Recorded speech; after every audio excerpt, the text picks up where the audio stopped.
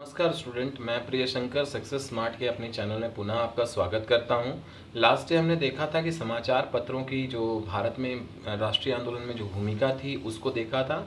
आज हम लोग इम्पॉर्टेंट इंस्टीट्यूशंस और उसके फाउंडर्स को देखेंगे जिनकी भूमिका को कमतर नहीं किया जा सकता है, क्योंकि किसी भी देश का जो आज़ादी की जो घटनाएं होती है, हम सिर्फ भारतीय राष्ट्रीय कांग्रेस को ना देख करके या गांधी जी को ना देख करके पॉलिटिकल ऑर्गेनाइजेशंस को भी देखना आवश्यक है, क्योंकि इन्हीं से हमारे देश की आज़ादी की नींव भी तैयार हुई थी। इन्होंने सामाजिक सुधार के साथ साथ कई ऐसे काम किए थे जिन्होंने भारतीय जनमानस की चेतना में राष्ट्रवाद का विकास किया था और आगे बढ़ने के लिए, आज़ादी के लिए प्रेरित किया था।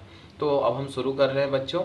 सबसे पहले बात करते हैं एशियाटिक सोसाइटी ऑफ बंगाल की बात करते हैं। 1784 में सर विलियम जोन्स के द्वारा इसकी स्थापना की गई थी। यदि हम एशियाटिक सोसाइटी ऑफ बॉम्बे की बात करें तो 1804 में इसकी स्थापना होती है। लैंड होल्डर सोसाइटी एक सबसे इम्पॉर्टेंट ऑर्गेनाइजेशन थी जिसकी स्थापना 1838 में द्वारका नाथ टैगोर, प्रसन्न कुमार टैगोर, राधाकांत देव, राम कमल सेन और भवानी चंद्र मित्रा के द्वारा की जाती है। इसके बाद की बात करें तो royal Asiatic society of great Britain की बात करते हैं। 15 मार्च 1823 में इसका गठन होता है।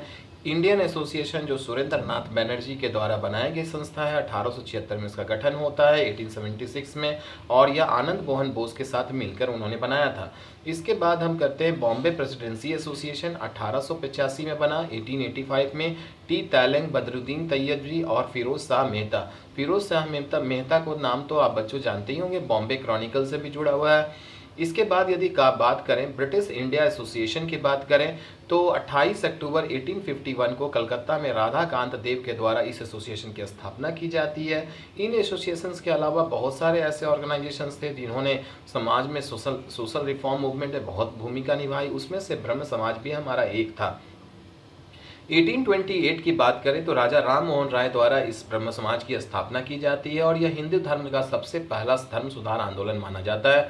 1828 में स्थापित ब्रह्म समाज धर्म सुधार के लिए जो है नई जान फूंकने वाला ये पहला समाज था, जिसको बाद में केशव चंद्र सेन इसको पुनर्जीवित करते हैं। लेकिन देवेंद्र नाथ टैगोर द्वारा 1865 में ब्रह्म समाज के पद से, आचार्य पद से इनको हटा दिया जाता है, जहां पर वह जाकर के आदि ब्रह्म समाज की स्थापना करते हैं। बच्चों, यदि आदि ब्रह्म समाज की स्थापना के बारे में बोला जाए किसने किया है तो इसके बारे में आपको जानकारी होनी चाहिए कि केशव चंद्र सेन ने इसकी स्थापना की थी। इसी केशव चंद्र सेन की प्रेरणा से 1867 में बॉम्बे में आत्माराम पांडुरंग ने प्रार्थना समाज की स्थापना भी की थी।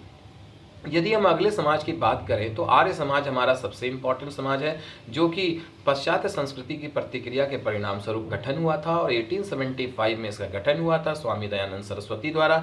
शुद्धि आंदोलन, सत्यार्थ प्रकाश और वेदों की ओर लौटो जैसे मूवमेंट जो है वह आर्य समाज के द्वारा ही चलाए गए थे। यदि आर्य समाज के बाद हम यदि रामकृष्ण मिशन की बात करें तो इसकी स्थापना 1897 में था। इसका मुख्य उद्देश्य रामकृष्ण परमहंस की शिक्षाओं को प्रचार प्रसार करना था और इसके लिए स्वामी विवेकानंद सबसे महत्वपूर्ण भूमिका निभाते हैं। उन्होंने 1917 के शिकागो सम्मेलन में भाग लिया और पूरे विश्व को हिंदू के धर्म के बारे में शिक्षा का पाठ दिया था।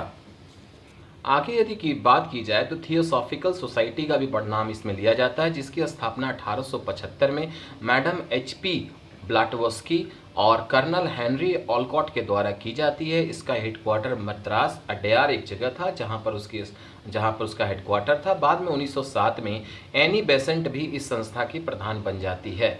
एक संस्था थी जो कि अंजुमने वतन के नाम से जानी जाती थी। इसकी स्थापना सरदार अजीत सिंह के द्वारा की गई थी, जो भगत सिंह के चाचा थे, जिसका हेडक्वार्टर लाहौर में था। और उन्होंने भारत माता के नाम से एक न्यूज़पेपर भी पब्लिश किया था, जो जाकर के भारत माता सोसाइटी फ्यूचर में बनी थी।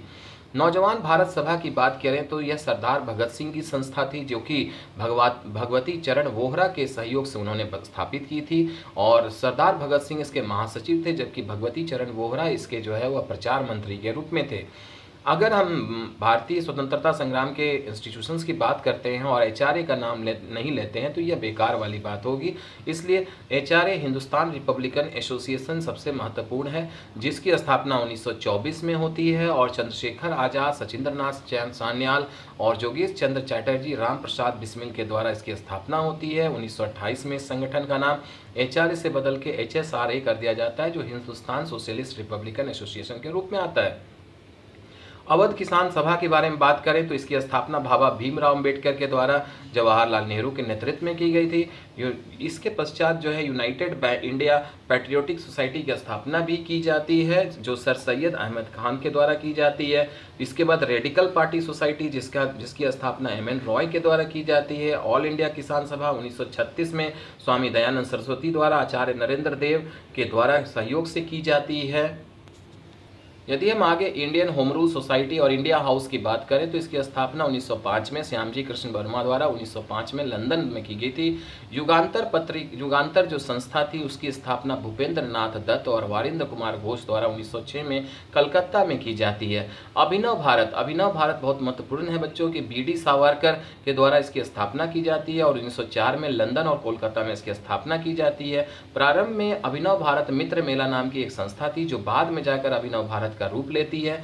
अगर हम गदर पार्टी की बात करें तो लाला हरदयाल पंजाब के क्रांतिकारी नेताओं में से एक थे और इसकी पार्टी की स्थापना 1 नवंबर 1913 को यूएसए सैन फ्रांसिस्को में होती है, रामचंद्र और बरकतुल्ला के सहयोग से। यदि राष्ट्रीय आंदोलन में महिलाओं की बात ना की जाए तो यह बेकार वाली बात होगी, इसलिए सबसे पहले हम बात करें महिला राष्ट्रीय संघ की स्थापना, तो इसकी स्थापना लतिका घोष द्वारा 1928 में की गई थी। राष्ट्रीय स्त्री संघ जिसकी स्थापना सरोजनी नायडू के द्वारा की गई थी। नारी सत्याग्रह समिति जिसकी स्थापना 1930 में उर्मिला देवी के द्वारा की गई थी। बच्चों इन सभी से प्रश्नों के जो है मैचिंग वर्ड्स पूछे जाते हैं। आप सभी इस क्वेश्चन को कॉपी में जरूर से मेंशन करें। यह भाग 1 है और मैं इसका भाग 2 में इसके सारे ऑर्गेनाइजेशन जितने भी हुए उनके डिटेल में बताऊंगा और हर ऑर्गेनाइजेशन के बारे में डिटेल में मेरा पूरा प्रयास होगा कि मैं उसको दूं और इससे ये प्रश्न ज़्यादातर एसएससी तथा स्टेट पीसीएस के एग्जामिनेशन के लिए आपके लिए बहुत लाभप्रद होंगे। धन्यवाद।